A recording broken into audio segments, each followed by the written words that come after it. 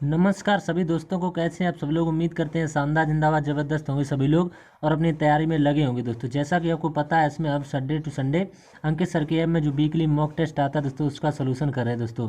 फिलहाल हम UP police constable री एग्जाम में की 20 क्वेश्चन दोस्तों आपके बता चुके हैं दोस्तों। वो वीडियो ऑलरेडी पढ़ चुकी है। अगर आपने वो नहीं देखी है तो उसकी प्लेलिस्ट बनी है, आप दोस्तों चैनल की प्लेलिस्ट में जा करके जरूर दोस्तों उसको देख लें। हमने बेस्ट कॉन्सेप्ट के साथ दोस्तों कराए हैं। अगर आप यूपी पुलिस कांस्टेबल री एग्जाम की तैयारी कर रहे हैं दोस्तों तो आज दोस्तों 16 जून हो चुकी है, आज संडे है दोस्तों। इसमें हम आज एसएससी जीडी 2024 और 25 वाले बच्चों के लिए दोस्तों जो मॉक टेस्ट दोस्तों जिन्होंने दिया है, जिन क्वेश्चनों में उनको दिक्कत हुई है समझने में और उनको बनाने में दोस्तों, तो हमारे द्वारा बताया गया तरीका आपको दोस्तों शायद ही समझ में आ जाए दोस्तों। ठीक, तो स्टार्ट करते हैं दोस्तों। उससे पहले आपसे अनुरोध है दोस्तों, वीडियो पूरा जरूर देखें दोस्तों। ठीक, क्योंकि इसमें हम बेस्ट तरीके के साथ आपको 20 क्वेश्चन बताएंगे दोस्तों। तो चैनल पर पहली बार हैं तो चैनल को सब्सक्राइब कर लें, क्योंकि अंकित सर की ऐप से रिलेटेड जितना भी मॉक टेस्ट का सॉल्यूशन है दोस्तों, हम इसी ऐप पर आपको देते रहते हैं दोस्तों। ठीक, और हमारे दोस्तों इसी चैनल पर सबकी प्लेलिस्ट बनी है दोस्तों, तो सभी की प्लेलिस्ट और अंकित सर की ऐप का सारा सॉल्यूशन आपको इसी चैनल पर मिलता रहेगा दोस्तों। ठीक, तो वीडियो फुल जरूर देखें दोस्तों, तभी आपको कुछ ना कुछ अवश्य सीखने को मिलेगा दोस्तों। हर क्वेश्चन में अलग अलग तरीका लगता है दोस्तों, आप जानते भी हैं। एसएससी जीडी का मैथ दोस्तों कितना हाई लेवल का पूछा जाता है यूपी कांस्टेबल की अपेक्षा दोस्तों। ठीक, इसमें थोड़ा लेवल लो रहता है, इसमें थोड़ा हाई रहता है दोस्तों। ठीक, तो स्टार्ट कर लेते हैं दोस्तों। आज यहाँ पर देख लेते हैं एसएससी जीडी 16 जून 2024 यहाँ पर लिखा हुआ है। ठीक, टोटल नंबर ऑफ क्वेश्चन कितने होते हैं इसमें 100। यानी कि अगर आप हिंदी भाषी राज्य हैं तो हिंदी चूज करेंगे, उसमें ऑप्शन होता है। इंग्लिश भाषी राज्य हैं तो इंग्लिश चूज करेंगे, यानी क्वेश्चन तो 80 होते हैं दोस्तों। ठीक, तो उसमें ऑप्शन मिलता है आपको। ठीक, तो टोटल टाइम इसमें कितना होता है 60 मिनट का, और इसमें मार्क कितने होते हैं 160 के। तो स्टार्ट टेस्ट कर लेते हैं दोस्तों। ठीक, तो माँ सरस्वती जी का नाम लेकर के दोस्तों आज हम पहला प्रश्न आपके सामने रख रहे हैं। तो देख लेते हैं, ये आपके सामने पहला प्रश्न है दोस्तों। एक व्यक्ति की मासिक आय 15,400 थी और उसका मासिक व्यय 7200 था। उसकी आय में 20% की वृद्धि हुई और उसके व्यय में 5% की वृद्धि हुई। उसकी बचत में प्रतिशत वृद्धि ज्ञात कीजिए दोस्तों। काफ़ी बढ़िया प्रश्न है, देख लेते हैं इसको। बहुत ही आसान तरीके से आपको बताएंगे। तो सबसे पहले यहाँ पर हम सॉल्व करेंगे दोस्तों। आय बराबर आपको फॉर्मूला पता होना चाहिए। ठीक, आय बराबर होता क्या है। ठीक, आय बराबर खर्च यानी कि व्यय, व्यय को ही खर्च कहते हैं दोस्तों। ठीक, खर्च प्लस बचत, तो इसी पर हमारी चर्चा होगी। यानी जो आय है वो किसके किसके योग से बनती है, यानी खर्च और बचत के योग के बराबर होती है दोस्तों आय। ठीक, तो यहाँ पर जो आय वो देख लेते हैं। आय कितनी है 15,400 थी दोस्तों। ठीक, तो यहाँ पर लिख लेते हैं 15,400। उसके बाद में इसमें वृद्धि हुई है कितने की 20% की, तो इसमें 20% की वृद्धि करेंगे। तो इसमें 20% की वृद्धि होगी तो कैसे होगी, ये 15,400 इंटू 20% की वृद्धि को क्या लिख सकते हैं 120/100। एक जीरो से एक जीरो, एक जीरो से एक जीरो, यहाँ पर इनका मल्टीप्लाई होगा तो कितना आ जाएगा 18,480 ये आ जाएगा। ठीक दोस्तों, यहाँ पर 80 लिखा हुआ है। अब उसके बाद में और कुछ का है सवाल में कि मासिक व्यय 7200 था, उसकी आय में 20% की वृद्धि और उसके व्यय में 5% की वृद्धि कही है। तो व्यय देख लेते हैं, व्यय कितना दिया हुआ है, यहाँ पर ऐसी लकीर कर लेते हैं। व्यय जो है 7200 है, यहाँ पर लिख लेंगे 7200। 5 की वृद्धि है तो 105 हो जाएगा बटे 100। 2 जीरो से ये 2 जीरो कट जाएंगे। अब जो बचा हुआ है यानी 72 इंटू 105 कर लेंगे तो कितना आ जाएगा 7,560। अब यहाँ से इसमें से घटाएंगे, फिर देखेंगे कि कितने की बचत हमारे पास बढ़ती हुई आ रही है दोस्तों। ठीक, तभी हम पता लगा पाएंगे कितने प्रतिशत की उसमें पूछिए कि बचत में प्रतिशत वृद्धि आपको बतानी है। ठीक, तो इसमें से इसको माइनस कर लेंगे सबसे पहले। तो देख लेते हैं माइनस करेंगे कितना आएगा दोस्तों। तो घटाने पे दोस्तों यहाँ पर आ जाएगा सिंपली, यहाँ पर घटा के हमने देख लिया है दोस्तों, आ जाएगा 10,920। ये आ गया दोस्तों। ये आपकी बचत की तरफ आपको लिख लेनी है, तभी हम बता पाएंगे कि बचत में कितने % की वृद्धि हुई और कितने की कमी दोस्तों। ठीक, तो यहाँ पर हमने लिख लिया है दोस्तों। अब इसके बाद में बचत के बारे में थोड़ा आपको और बता देते हैं दोस्तों। तो बचत के बारे में दोस्तों देख लेते हैं। यहाँ पर कितना है 15,400 दिया हुआ है। ठीक, इसमें से हम कितने को घटाएंगे कि 7200 को घटाएंगे दोस्तों, तभी हम बचत को पता कर पाएंगे कितनी थी दोस्तों। ठीक, तो यहाँ पर 8200 आ जाएगा। ठीक, 8200। अब जो 8200 आ गया, ठीक, उसके बाद में यहाँ पर ये आ गया, पहले 8200 थी अब ये आ गई, तो इसमें से इसको माइनस करके आपको बताएंगे। ठीक दोस्तों, तो ये भी दोस्तों हमारी एक तरीके की बचत ही है दोस्तों। ये हमारी पहले की बचत थी और ये हमारी अब की बचत, तो इसमें से इसको माइनस कर लेंगे दोस्तों, तभी हम बता पाएंगे कि पहले बचत इतने की हो रही थी, अब इतने, तो कितने परसेंट की वृद्धि हो रही थी। तो परसेंट वृद्धि दोस्तों, तो 10,920 में से 8200 को घटाएंगे तो आ जाएगा दोस्तों 2720 आ जाएगा, ठीक। तो इतने की वृद्धि हुई है, ठीक। और किस पर हुई है? 8200 पर हुई, तो इसमें 8200 लगाएंगे क्योंकि हमें परसेंट वृद्धि बतानी है। इंटू 100 कर देंगे दोस्तों। काफ़ी बढ़िया प्रश्न था, हमने दोस्तों एक एक स्टेप बाय स्टेप आपको सॉल्व करके दिखा दिया दोस्तों, ठीक। तो 2 जीरो से ये 2 जीरो कट जाएंगे। 82 का आपको 2720 में डिवाइड कर देना है दोस्तों, तो आ जाएगा 33.17%, ठीक। यही आपका राइट आंसर हो जाएगा दोस्तों। उम्मीद करते हैं आपको समझ में आ गया है दोस्तों। हमने इतना टाइम दोस्तों ज़रूर लग जाता है, क्योंकि आपको समझ में भी ना आए तो दोस्तों हमारे बताने से फ़ायदा क्या हुआ, ठीक दोस्तों। तो टाइम चाहे कितना भी लग जाए दोस्तों, आपको समझ में आना चाहिए। अब प्रश्न नंबर इसके बाद दूसरा देख लेते हैं। ये प्रश्न नंबर दूसरा है दोस्तों। एक निश्चित यात्रा का एक तिहाई 24 किलोमीटर प्रति घंटा की चाल से, एक चौथाई 36 किलोमीटर प्रति घंटा की चाल से और शेष भाग 60 किलोमीटर प्रति घंटा की चाल से तय किया जाता है। पूरी यात्रा के लिए औसत चाल आपको बतानी है दोस्तों। औसत चाल से काफ़ी सवाल बन रहे हैं दोस्तों, ठीक। तो ये काफ़ी बढ़िया फॉर्मूला है औसत चाल का, देख लेते हैं इस पर सवाल। तो दोस्तों इस तरीके के सवालों में दोस्तों हमें कुछ मानना पड़ता है। जैसे यहाँ पर दिया हुआ कि एक तिहाई दिया हुआ है तो एक तिहाई लिख लेंगे, फिर एक चौथाई दिया हुआ तो चौथाई। तो इन्हीं के जो एलसीएम दोस्तों, इनके अंश यानी कि हर में इनके एलसीएम मान लेते हैं, तो इनका एलसीएम कितना आ जाएगा? 12 आ जाएगा। तो हम इनका एलसीएम कितना? 12 मान लेंगे, ठीक। तो 12 जो हम मान लेंगे वो कुल दूरी मान लेंगे दोस्तों, ठीक। कुल दूरी, तभी हम सवाल को आसान बना पाएंगे दोस्तों, ठीक। कुल दूरी कितनी है? 12 किलोमीटर की, ठीक। अब 12 का फिर हम करेंगे एक तिहाई करेंगे, ठीक। 12 का एक तिहाई कितना होता है? 4, तो ये 4 हमारे काम का है। फिर 12 का हम करेंगे एक चौथाई, तो ये 3 हमारे काम का है दोस्तों, ठीक। फिर हम उसके बाद में दूरी कितनी है? 12 किलोमीटर की हमने मानी है दोस्तों, ठीक। अब जो 24 इसमें कहा है कि 24 किलोमीटर प्रति घंटा की चाल से एक चौथाई भाग, तो 4 बटे यहाँ पर लिख लेंगे 24, ठीक। दोस्तों 4 बटे 24, ये हमने 4 निकाल लिया है, फिर 3 निकाल लिया, फिर 3 बटे 36 लिखेंगे, फिर कहे 36 किलोमीटर प्रति घंटा की चाल से। फिर बाद में कह रहे हैं कि शेष भाग, तो हमने टोटल कितनी मानी है? टोटल तो 12 मानी, उसमें से हो कितनी चुकी है? 4 3 7 हो चुकी है, तो कितनी बची होगी? 5 बची होगी। तो 5 बटे यहाँ पर लिख लेंगे, कितना दिया हुआ है? 60, तो 5 बटे 60 आ जाएगा। अब इसको काट लेंगे तो 1 बटे यहाँ पर 6 आ जाएगा, 1 बटे यहाँ पर 12 आ जाएगा। 12 3 36 होती हैं, और यहाँ पर भी कितना आ जाएगा? यहाँ पर भी 12 आ जाएगा, 12 पंचे 60 आ जाएगा, ठीक दोस्तों। अब बचा हुआ उसको लिख लेते हैं। यहाँ पर कितना लिखा? 12, और यहाँ पर 1/6 प्लस का 1/12 और प्लस का 1/12 यहाँ पर भी बचा हुआ है। अब चाहे तो आप एलसीएम लेकर हल कर सकते हैं दोस्तों, चाहे तो साधारण तरीके से भी हल कर सकते हैं, तो भी आपका आंसर आ जाएगा दोस्तों, ठीक। तो यहाँ पर 12 लिखा हुआ तो हम 12 लिख लेंगे, ठीक। 12, तो आप चाहें तो एलसीएम ले लें। सबसे पहले तो 12 ही आएगा इसका एलसीएम, तो यहाँ पर हो जाएगा 2, ठीक। प्लस का यहाँ पर एक बार जाएगा, फिर यहाँ पर भी एक बार चला जाएगा, और ये 12 है तो एलसीएम वाला तो नीचे ही रहेगा दोस्तों, ठीक। अब इधर देख लेते हैं, जगह यहाँ पर है दोस्तों 12, ऐसा ही लिख ले रहने देंगे, ठीक। फिर 2 1 3 और 1 4, 4 हो जाएगा, तो 4 और बटे 12, तो ये वाला 12 जो है ये ऊपर पहुँच जाएगा, ठीक। तो 4 से ये कट जाएगा, 4 3 12, तो 12 3 36, 36 किलोमीटर प्रति घंटा इसका राइट आंसर हो जाएगा दोस्तों, ठीक। उम्मीद करते हैं आपको समझ में आ गया होगा दोस्तों, ठीक। अब प्रश्न नंबर तीसरा देख लेते हैं इसके बाद। कमीज पर 25% की छूट थी दोस्तों। एक महिला ने वह कमीज खरीदी, नकद भुगतान करने के लिए उसे 20% की अतिरिक्त छूट मिली दोस्तों, और एक वफादार ग्राहक होने के नाते 10% की और छूट मिली। उसने 405 रुपये का भुगतान किया। कमीज पर कितनी कीमत का टैग रुपये में था दोस्तों? काफ़ी बढ़िया प्रश्न है ये दोस्तों। तो देख लेते हैं, इसको भी बहुत आसान तरीके से बताएंगे। रुपये कितने हैं? 405 दिए हुए हैं, ठीक दोस्तों। तो यहाँ पर क्या पूछा हुआ? रुपये में क्या था? टैग पूछा हुआ, तो हम टैग को पी मान के चलेंगे दोस्तों, ठीक। तो पहली छूट कितने की है? पहली छूट 20% की है, तो 100 माइनस, पहली 25 की है दोस्तों, 25 को 100 में से माइनस कर लेंगे, ठीक। तो 25/100 हो जाएगा, ठीक। दूसरी कितनी है? उसको भी 100 में से माइनस करेंगे। दूसरी है 20/100 हो जाएगा, पुस्तक को बंद कर लेंगे। फिर 10 की है, एक बार और कह रहे हैं, तो 100 में से 10 माइनस करेंगे और बटे 100। ये स्टेप हमारी बन गई दोस्तों, ठीक। अब यहाँ से सॉल्यूशन करते चले आएंगे। 405 दिया हुआ है बराबर पी, यहाँ पर कितना बचेगा? यहाँ पर 75 बचेगा, जब घटाएंगे बटे 100। यहाँ पर 80/100 हो जाएगा, ठीक। 80/100, और यहाँ पर कितना? 90/100 हो जाएगा, ठीक। अब इस कैलकुलेशन को आप सॉल्व कर लें दोस्तों, ठीक। तो 1 0 से 1 0 कट जाएगा, ठीक। 20 चौकू 80, 20 पंचे 100, 25 से इसको काटेंगे, 25 3 75 और 25 चौकू 100, 4 से ये 4 खत्म दोस्तों, ठीक।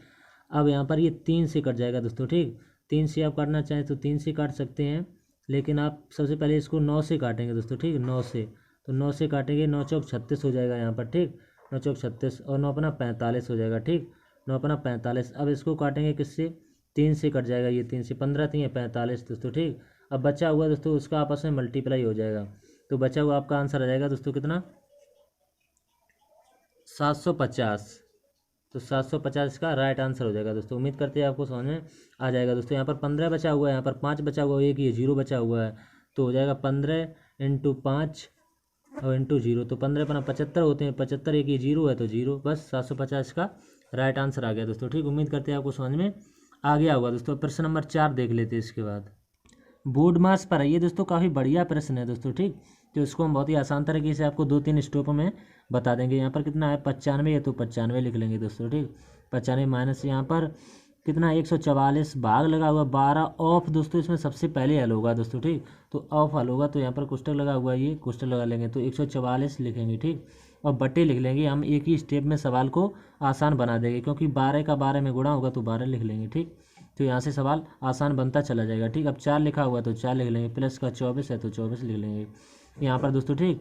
तो ये 24 कैसे आया दोस्तों, यहाँ पर 17 दिया हुआ है, 3 दिया हुआ है 10, तो इसको आपस में जोड़ के दोस्तों आपस में यहाँ पर 24 आ जाएगा, ठीक। तो इतना सोल्यूशन तो आप कर सकते हैं दोस्तों, ठीक। अब यहाँ तक हमने आपको बता दिया है, 95 लिख लेंगे, ठीक। 95 माइनस यहाँ पर 12 12 144 होते हैं 12 का, तो ये आपस में कट जाएगा, यहाँ पर एक ही बचेगा, तो यहाँ पर 1 लिख लेंगे, ठीक। यहाँ पर 4 है तो 4, यहाँ पर 24 है तो 24 लिख लेंगे। अब यहाँ पर 95 है माइनस का 24 और ये 4 कितना हो जाएगा 28 और ये 29, तो 95 में से 29 को माइनस कर लेंगे तो 66 इसका राइट आंसर आ जाएगा दोस्तों, ठीक। तो उम्मीद करते हैं आपको समझ में आ गया होगा दोस्तों। अब प्रश्न नंबर अगला देख लेते हैं इसके बाद। प्रश्न नंबर ये 5 नंबर का देख लेते हैं, ये 5वां प्रश्न है दोस्तों, ठीक।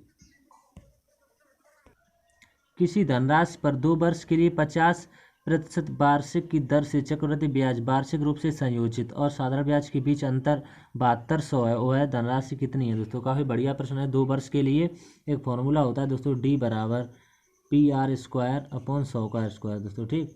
काफ़ी बढ़िया प्रश्न है, इस पर आपका आंसर आ जाएगा। अंतर कितना दिया हुआ है यहाँ पर लिख लेंगे, 7200 का दिया हुआ है। पी यानी कि मूलधन हमसे पूछा हुआ है। आर कितने दिए हैं 50%, तो 50 इंटू 50 हो जाएगा, और नीचे 100 का वर्ग जो हो जाएगा 2 बार लिखेंगे, ठीक। तो यहाँ से कट जाएगा 50 दूनी 100 हो जाएगा, 2 से ये कट जाएगा 25 बार, ठीक। और जो बचा हुआ है उसका आपस में मल्टीप्लाई हो जाएगा और आपका आंसर आ जाएगा दोस्तों, ठीक। 25 चौको 100, ये 25 से कट जाएगा, 72 का 4 में मल्टीप्लाई हो जाएगा दोस्तों, ठीक। 72 100 का 4 में मल्टीप्लाई आ जाएगा, तो आपका पी की वैल्यू निकल के आ जाएगी, जो कि कितनी होती है 28,800। यही आपका राइट आंसर हो जाएगा दोस्तों, ठीक। उम्मीद करते हैं आपको समझ में आ गया होगा। प्रश्न नंबर अगला देख लेते हैं इसके बाद। प्रश्न नंबर 6 है दोस्तों। आकाश ने रुपए दिए कितने 15,000 में एक मोबाइल खरीदा और इसे 20% के लाभ पर नेहा को बेच दिया। फिर नेहा ने वही मोबाइल रोहित को 15% लाभ पर बेच दिया। रोहित ने वह मोबाइल तोड़ दिया और फिर से 25% की हानि पर करण को बेच दिया। करण द्वारा भुगतान की गई धनराशि ज्ञात करें। तो काफ़ी बढ़िया प्रश्न है, देख लेते हैं इसको। पहले कितना दिया हुआ है, रुपए दिए कितने 15,000, ठीक। तो यहाँ पर लिख लेंगे 15,000 इंटू 20% के लाभ पर 120/100 हो जाएगा, ठीक। फिर कह रहे हैं कि 15% का लाभ हो जाएगा 115/100।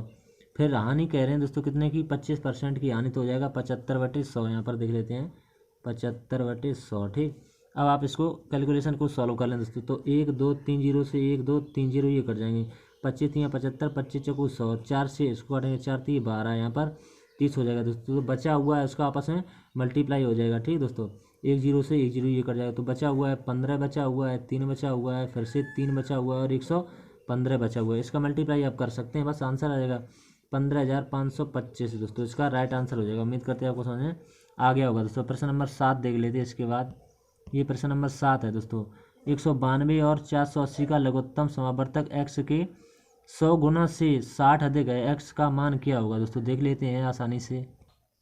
तो 192 दिया हुआ है दोस्तों, और कितना दिया हुआ है 480 दिया हुआ है, ठीक। इनका आपको एलसीएम निकाल लेना। आप जानते होंगे एलसीएम आप आसानी से निकाल सकते हैं दोस्तों। 960 इसका एलसीएम हो जाएगा दोस्तों, ठीक। तो हमें x का मान बताना है दोस्तों, ठीक। तो x के 100 गुने से और कितना अधिक है 60 और अधिक है, तो 60 को जोड़ देंगे और इसको किसके बराबर लिख देंगे, 960 के बराबर लिख देंगे। तो x बराबर 960 माइनस का ये उधर जाएगा तो 60 हो जाएगा, बटे में ये 100 आ जाएगा दोस्तों। तो यहाँ से आपकी x की वैल्यू आसानी से आ जाएगी दोस्तों, ठीक। तो x बराबर, इसको घटाएंगे तो 900 बचेगा, 960 में से 900 को, यानी कि 960 में से 60 को माइनस करेंगे तो 900 बचेगा बटे 100। तो यहाँ से आंसर 2 जीरो से ये 2 जीरो कट जाएंगी, x की वैल्यू 9 आ जाएगी दोस्तों, ठीक। तो x का मान 9 हो जाएगा। तो उम्मीद करते हैं आपको समझ में आ गया दोस्तों। एक एक क्वेश्चन बहुत ही आसान तरीके से हम बताने की कोशिश कर रहे हैं दोस्तों आपको, ठीक। तो निम्नलिखित में से 8वां नंबर है ये दोस्तों, निम्नलिखित में से कौन सी संख्या 4, 7 और 23 से विभाज्य है दोस्तों। तो इसमें ऑप्शन दिए हुए हैं दोस्तों, इन्हीं ऑप्शन को आप चेक कर लेंगे। तो हमने आपको जब एक डिविजिबिलिटी रूल की क्लास कराएगी दोस्तों, ठीक, उसमें हमने बताया था डिविजिबिलिटी रूल को लगाकर आप ऑप्शन से आसानी से क्वेश्चन को हल कर सकते हैं दोस्तों। तो यहाँ पर सबसे पहला ही हम डिविजिबिलिटी रूल पकड़ेंगे। 4 का डिविजिबिलिटी रूल क्या होता है दोस्तों, केवल 4 का अंतिम के 2 डिजिट दोस्तों।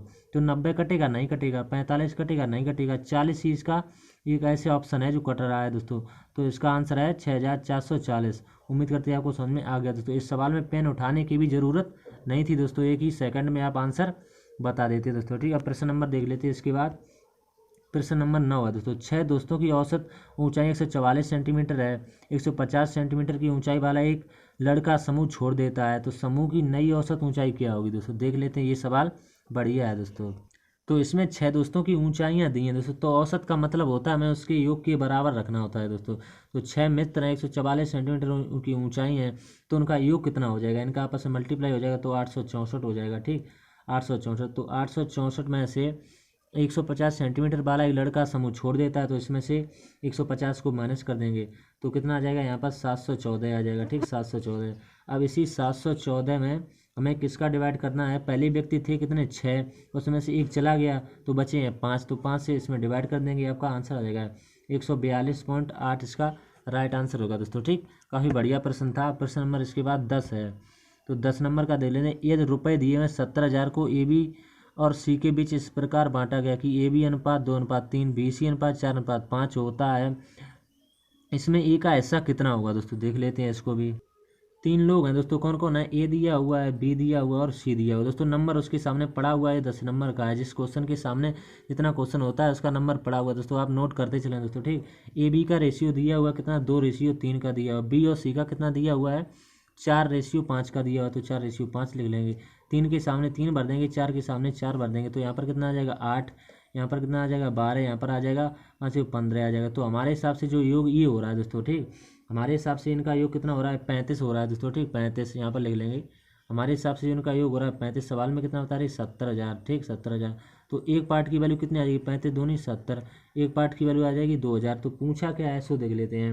उन्होंने 8 पार्ट की वैल्यू पूछी, यानी कि ए का हिस्सा, तो ए का हिस्सा कितना है 8, तो गुणा 8 कर देंगे 8, तो 8 का 2 में मल्टीप्लाई होगा तो कितना होगा, 8 दूनी 16, तो 16 और ये 3 जीरो, तो 16,000 इसका राइट आंसर हो जाएगा दोस्तों। उम्मीद करते हैं आपको समझ में आ गया होगा दोस्तों, काफ़ी बढ़िया प्रश्न था। प्रश्न नंबर इसके बाद देख लेते हैं।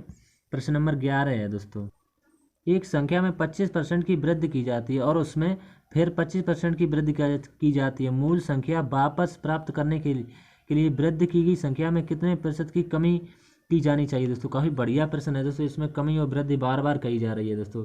तो 25% की फ्रैक्शन वैल्यू आपको पता होनी चाहिए, 25/100, 25 चिकन 25, 25 चकू 100, यानी कि 1/4 होती है दोस्तों। तो मूल संख्या हमारी कितनी है 4 दोस्तों, ठीक। तो इसी में हम कमी और वृद्धि करेंगे दोस्तों, ठीक। तो 4 से कितनी हो जाती है 5 हो जाती है दोस्तों, ठीक। फिर दूसरी बार भी 4 से 5 हो जाती है, 2 बार का है तो 2 बार कर लेंगे, तो यहाँ पर कितना हो जाएगा 4 चकू 16, यहाँ पर 25 हो जाएगा, ठीक दोस्तों। तो हमारे हिसाब से कितनी बड़ी है दोस्तों, 9 बड़ी हुई है दोस्तों, ठीक। और किस पर बड़ी है 25 बढ़ गई है, कितनी कमी करनी पड़ेगी दोस्तों, ठीक। ये कहा है दोस्तों, ठीक। तो कितने की कमी करनी पड़ेगी दोस्तों वापस लाने के लिए, यानी 16 पे लाने के लिए कितने की कमी करनी पड़ेगी, 9 की करनी पड़ेगी। और किससे 25 से इंटू 100 करेंगे दोस्तों, ठीक।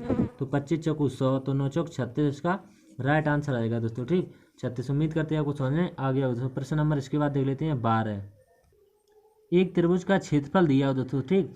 1470 सेंटीमीटर स्क्वायर है। यदि इस त्रिभुज का आधार उस आधार की संगत ऊंचाई का 3/5वां भाग है तो त्रिभुज की ऊंचाई कितनी होगी दोस्तों। काफ़ी बढ़िया प्रश्न है, देख लेते हैं। इसमें कितना दिया हुआ है कि 3/5वां भाग है दोस्तों, ठीक। 3/5वां भाग, तो यानी कि यहाँ पर लिख लेंगे आधार और यहाँ पर लिख लेंगे कितनी ऊंचाई लिख लेंगे दोस्तों, ठीक।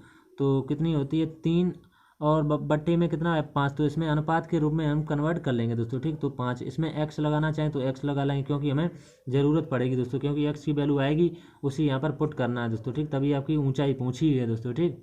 तो आपका आंसर आ जाएगा दोस्तों, ठीक। तो त्रिभुज का क्षेत्रफल का फॉर्मूला आपको पता होना चाहिए, ठीक। त्रिभुज का क्षेत्रफल बराबर 1/2 आधार इंटू ऊंचाई दोस्तों, ठीक। तो यहाँ से त्रिभुज का क्षेत्रफल कितना दिया हुआ है 1470 दिया हुआ है, ठीक। बराबर 1/2 इंटू आधार कितना दिया हुआ है 3x इंटू ऊंचाई 5x दी है दोस्तों, ठीक। तो 5x की वैल्यू लिख लेंगे। अब यहाँ से आपको कटाना पड़ेगा दोस्तों, ठीक, तभी आपका आंसर आएगा दोस्तों। तो यहाँ से कितने से कट सकता है ये 4 4 11 1 12, तो ये 3 से कट जाएगा दोस्तों, ठीक। 3 से 3 चौक 12, यहाँ पर कितना बचा है 2 3 में 27 हो जाएगा दोस्तों, यहाँ पर 90, ठीक। अब ये 5 से कट जाएगा, ठीक। 5 से इसको काटेंगे 5 8 40, ठीक। 5 8 40, यहाँ पर 9 बचेगा, तो ये कितनी बार कट जाएगा दोस्तों, यहाँ पर 9 आ जाएगा, यहाँ पर 8 आ जाएगा, ठीक दोस्तों। तो ये 98 आ जाएगा, ठीक। 98 2 का मल्टीप्लाई हो जाएगा, ठीक। तो कितना आ जाएगा 196 बराबर x² हो जाएगा, ठीक।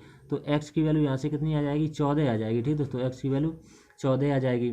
तो 14 जब आ जाएगी तो यहाँ पर कितना रखना पड़ेगा x की जगह पर, यहाँ पर रखना पड़ेगा, क्योंकि हमें ऊंचाई बतानी है।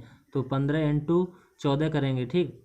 यानी कि 5 है दोस्तों यहाँ पर, ठीक। 5 सॉरी दोस्तों 5 है, 5 इंटू 14 करेंगे, ठीक। तो 14 पंचे 70 इसका राइट आंसर होगा दोस्तों, 70 सेंटीमीटर, जो कि ऑप्शन नंबर ए में दिखाई दे रहा हो आपको। उम्मीद करते हैं दोस्तों हमने बहुत ही आसान तरीके से आपको बताने की कोशिश की है दोस्तों, आपको समझ में अवश्य आया होगा दोस्तों, ठीक है। प्रश्न नंबर इसके बाद में 13 देख लेते हैं। 2 रेलगाड़ियाँ समान चाल से विपरीत दिशा में चल रही हैं, ठीक। यदि प्रत्येक रेलगाड़ी की लंबाई प्रत्येक की 540 मीटर है और वे एक दूसरे को 54 सेकंड में पार करती हैं, तो प्रत्येक रेलगाड़ी की चाल कितनी होगी दोस्तों। काफ़ी बढ़िया प्रश्न है, देख लेते हैं इसको भी, बहुत ही आसान तरीके से बताएंगे। तो दोस्तों इस तरीके के सवालों में क्या होता है कि रेलगाड़ी यानी कि प्रत्येक रेलगाड़ी की लंबाई दी है कितनी, प्रत्येक की रेलगाड़ी हैं कितनी 2 है, तो प्रत्येक की लंबाई कितनी है 400 यानी 540 है दोस्तों। तो इसमें 2 की मल्टीप्लाई कर देंगे तो हमें दोनों रेलगाड़ी की लंबाई पता चल जाएगी। तो 1080 आ जाएगी, 1080 मीटर दोनों रेलगाड़ी की लंबाई आ जाएगी, यानी कि एक तरीके की दूरी हमें पता कर चल चुकी है। ऐसे टाइम कितना लग रहा है 54 सेकंड का लग रहा है, तो 54 सेकंड लिखेंगे। फिर हमें सापेक्ष चाल का फॉर्मूला लगाना है। सापेक्ष चाल बराबर दूरी कितनी है 180 यानी कि 1080 है, ठीक। तो सापेक्ष चाल बराबर दूरी बटे समय, तो समय कितना लग रहा है 54 सेकंड का, ठीक। तो 54 से ये पूरा पूरा कितनी बार 20 बार कट जाता है दोस्तों, आपको पता होना चाहिए, ठीक। तो इसी जो 20 आया है इसमें आपको 2 का डिवाइड कर देना है, ठीक। तो क्योंकि 2 रेलगाड़ियाँ हैं दोस्तों, तो यहाँ से 10 मीटर पर सेकंड आपका राइट आंसर होगा दोस्तों। उम्मीद करते हैं आपको समझ में आ जाएगा। तो इसमें पूछा हुआ है तो प्रत्येक रेलगाड़ी की चाल कितनी होगी, तो हो जाएगी 10 मीटर प्रति सेकंड। अब प्रश्न नंबर इसके बाद देख लेते हैं 14 नंबर का। ये प्रश्न नंबर 14 है दोस्तों, ठीक।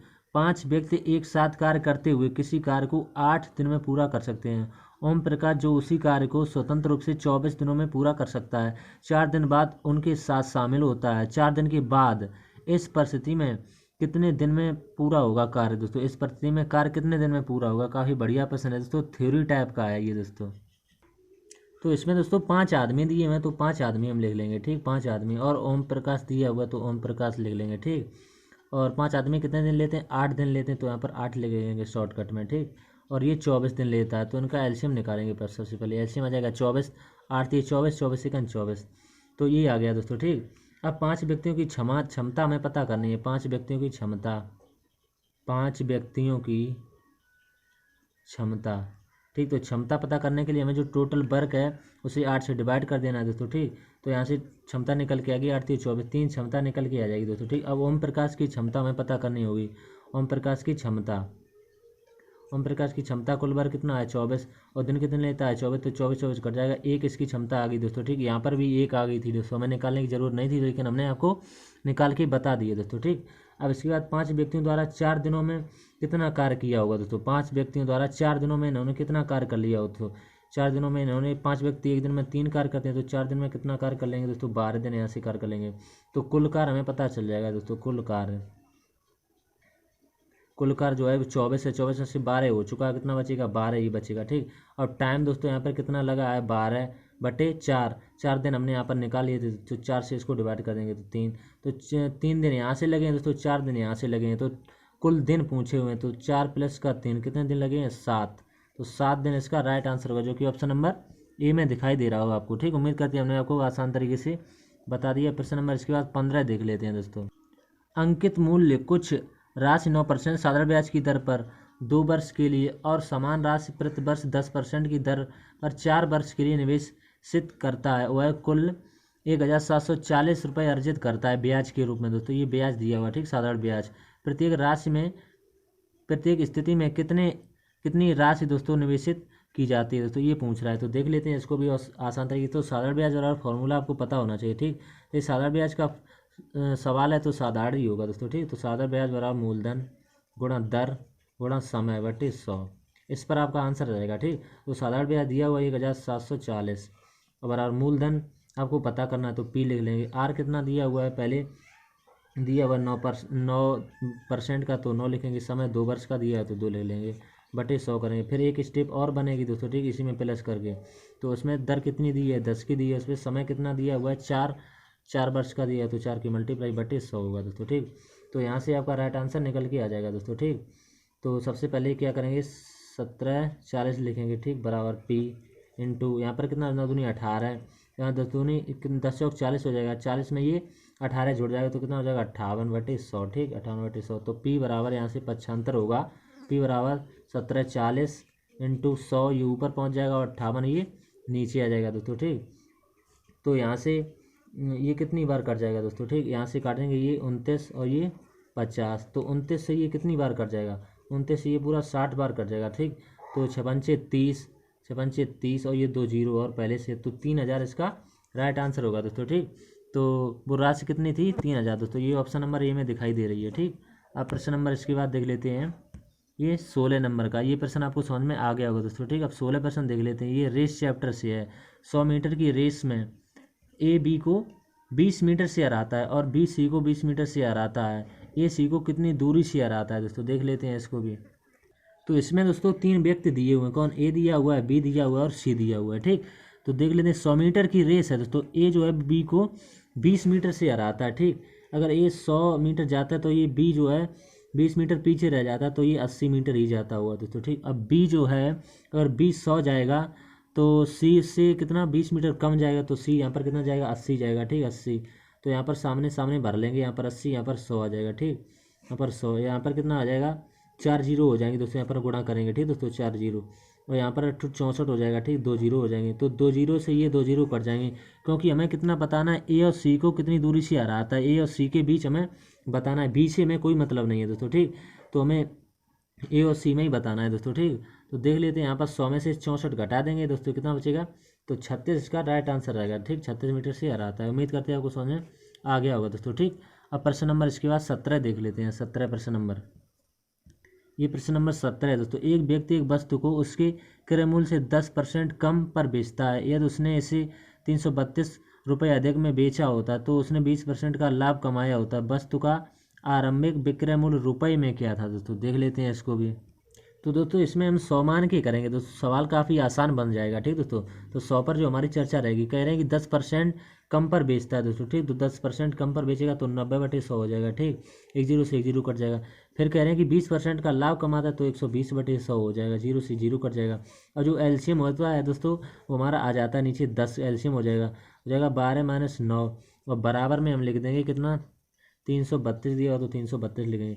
यहाँ से घटाएंगे, यहाँ पर कितना बचेगा, 3 बचेगा, 3 बटे 10, क्योंकि एलसीएम का कोई मैथ तो नहीं होता दोस्तों। ठीक, 332 यहाँ पर आ जाएगा। ठीक, कैंची का मल्टीप्लाई हो जाएगा दोस्तों। ठीक, तो हमें कितने की वैल्यू बतानी है, उसमें कहा है कि वस्तु का आरंभिक क्रय मूल्य दोस्तों, तो हमें 9 की वैल्यू बतानी है दोस्तों। ठीक, तो यहाँ पर लिख लेंगे 332 बटे ये 3 नीचे आ जाएगा। ठीक, और इंटू 9 हो जाएगा, क्योंकि मैं 9 की वैल्यू बतानी है। ये एलसीएम से कुछ मतलब नहीं होता है दोस्तों। ठीक, 3 त्रिका 9, अब 332 का 3 में मल्टीप्लाई हो जाएगा दोस्तों, 332 इंटू 3, तो आपका राइट आंसर निकल के आ जाएगा दोस्तों। ठीक, 996 रुपये। ठीक, उम्मीद करते हैं आपको समझ में आ गया हो दोस्तों। ठीक, अब प्रश्न नंबर 18 देख लेते हैं। इसके बाद प्रश्न नंबर ये 18 देख लेते हैं।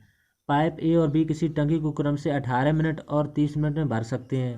टंकी से जुड़ा पाइप सी प्रति मिनट 125 लीटर पानी बाहर निकालता है। यदि सभी पाइप एक साथ खोले जाते हैं तो टंकी 45 मिनट में भर जाती है। टंकी की क्षमता लीटर में ज्ञात करें दोस्तों। काफ़ी बढ़िया प्रश्न है दोस्तों, देख लेते हैं इसको भी। तो इसमें भी क्या कहा, पहले ए दिया हुआ फिर बी दिया हुआ फिर ए प्लस बी प्लस सी, ये खाली करने वाला है, ये भरने वाले तो इन पर प्लस लगाएंगे दोस्तों। ये कितने घंटे वो लेता है, मिनट लेता है दोस्तों, कितनी 18 लेता है, ये 30 लेता है, ये दोनों यानी तीनों 45 लेते हैं दोस्तों। ठीक, तो इनका एलसीएम कितना आ जाएगा, 90 आ जाएगा। ठीक, तो 18 × 5 = 90 यानी 30 3 90 हो जाएगा, 45 दूनी 90, तो ये इनकी क्षमताएं निकल के आ गई दोस्तों। ठीक, अब हमें सी की बतानी है दोस्तों। सी पर हमारी चर्चा रहेगी क्योंकि उसमें कहा है कि सी जो है वो प्रति मिनट 125 लीटर पानी बाहर निकालता है दोस्तों। ठीक, तो यहाँ पर ए की कितनी है, 5 दी है तो 5 लिख लेंगे, बी की कितनी है 3 लिख लेंगे, और सी की यहाँ से माइनस करेंगे 2, 2 को यहाँ से माइनस करेंगे तभी हमें सी की पता कर पाएंगे दोस्तों। 5 3 8 हो जाएगा -2, तो सी की कितनी निकल के आ जाएगी, यहाँ से 6 निकल के आ जाएगी दोस्तों। ठीक, तो सी की 6 निकल के आ जाएगी। ठीक, तो हमें टंकी की एलसीएम कितना है, टोटल क्षमता कितनी है 90 में 6 से डिवाइड कर देंगे तो 15 × 90, तो 15 मिनट लगेंगे दोस्तों। ठीक, 15 मिनट में ये इतना लीटर पानी खाली कर सकता है दोस्तों। ठीक, तो सवाल में कहा है कि 125 लीटर पानी बाहर निकालता है, तो 125 × 15 करेंगे तो टंकी की क्षमता पता चल जाएगी दोस्तों। ठीक, तो हो जाएगी 1875 लीटर, इसका राइट आंसर होगा। तो उम्मीद करते हैं आपको समझ में आ गया दोस्तों। प्रश्न नंबर इसके बाद देख लेते हैं 19 दोस्तों। ठीक, ये प्रश्न नंबर 19 है। एक धात्विक बेलनाकार पाइप का आयतन दिया है दोस्तों, कितना 3564 सेंटीमीटर क्यू दिया हुआ है दोस्तों। यदि इसकी बाह्य त्रिज्या 12 सेंटीमीटर और मोटाई 3 सेंटीमीटर, तो पाइप की लंबाई ज्ञात करें दोस्तों। पाई बराबर 22/7 का प्रयोग करें दोस्तों। तो देख लेते हैं इसको भी। तो इसमें दोस्तों दो त्रिज्याएं हैं दोस्तों। ठीक, एक बाह्य त्रिज्या, एक आंतरिक त्रिज्या। तो R1 बराबर कितनी दे दी है 12, R2 बराबर हमें कैसे पता करनी है, यानी 12 माइनस से मोटाई दी है कितनी, उसमें से माइनस कर लेंगे। ठीक, तो यहाँ से कितनी निकल के आ जाएगी, R2 9 निकल के आ जाएगी दोस्तों। ठीक, ये सेंटीमीटर में है तो सेंटीमीटर लिख लेंगे। ठीक, अब इसके बाद में आपको फॉर्मूला लगा देना है। ठीक, पाई, ठीक, R1 का स्क्वायर माइनस R2 का स्क्वायर इंटू H बराबर, यहाँ पर ये कितना दिया हुआ है, आयतन कितना दिया हुआ है 3564 दिया हुआ है। ठीक, अब यहाँ से वैल्यू पुट करते चलेंगे, आपका आंसर आ जाएगा दोस्तों। तो 22/7 लिख लेंगे। ठीक, यहाँ से R1 की वैल्यू कितनी है, तो 9 का वर्ग कर देंगे। ठीक, यानी R1 पहले 12 दिया है दोस्तों। ठीक, 12 का वर्ग होगा पहले। ठीक, 12 का वर्ग माने यहाँ पर 9 का वर्ग होगा। ठीक, इंटू H है, यानी कोष्टक को बंद करेंगे, इंटू H आपको पता ही करनी है दोस्तों। ठीक, H की वैल्यू अब यहाँ से कितना है 3564 को ऐसा ही लिखा रहने देंगे। ठीक, अब यहाँ से 22/7 इंटू 12 का वर्ग यानी 144 माइनस 81 यहाँ से हो जाएगा। ठीक, इंटू H बराबर 3564 को ऐसा ही लिखा रहने देंगे। एक एक स्टेप करके आप सवाल को हल करते चलें दोस्तों। ठीक, तो यहाँ से जो आपका आंसर रहेगा 22/7 इंटू H, यहाँ से घटा लेंगे इसको 95, यहाँ से 63 बचेगा। ठीक दोस्तों, 63 और बराबर 3564, यहाँ से इसको काटेंगे 3 9 27 हो जाएगा। ठीक, अब 9 से ये कट जाएगा दोस्तों। ठीक, तो बचा हुआ उसको आपस में मल्टीप्लाई कर देंगे। ठीक दोस्तों, तो 396/22 यहाँ पर हल करके आ जाएगा दोस्तों। ठीक, तो इससे ये पूरा 18 बार कर जाएगा, तो 18 सेंटीमीटर आ जाएगा दोस्तों। ठीक, 18 सेंटीमीटर इसका राइट आंसर रहेगा। ठीक, उम्मीद करते हैं आपको समझ में आ गया दोस्तों। इतनी तो कैलकुलेशन आप कर भी सकते हैं। ठीक, अब प्रश्न नंबर इसके बाद 20 देख लेते हैं।